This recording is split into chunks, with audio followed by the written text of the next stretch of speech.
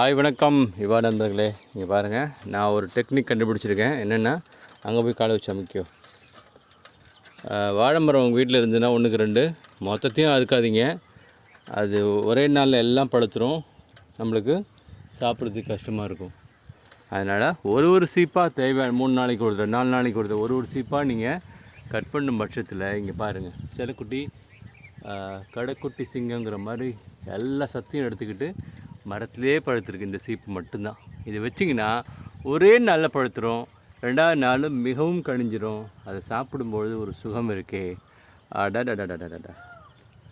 சரி, இப்போ இதை எடுத்துட்டோம்னா தண்டு யூஸ் ஆகும். ஒரு 3/4 கட் பண்ணிடலாம், ஏன்னா 1/4 சத்துக்காக அப்படியே விட்டுடணும் பூமிக்கு. அதுதான் அந்த அரைச்சது. இப்போ நம்ம கட் பண்ண போகிறோம், பார்த்துக்குங்க.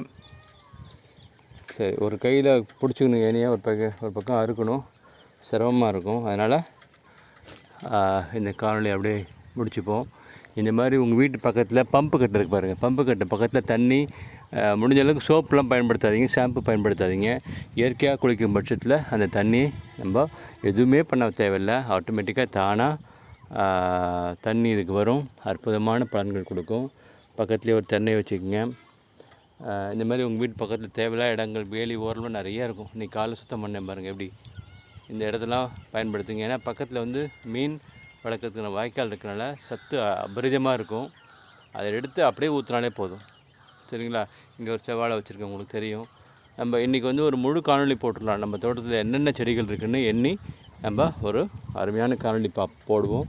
பாருங்கள், இதே போல் உங்கள் வீட்லேயும் இருக்கிற இடத்துல அற்புதமாக நீங்கள் முயற்சி பண்ணுங்கள். நன்றி, வணக்கம்.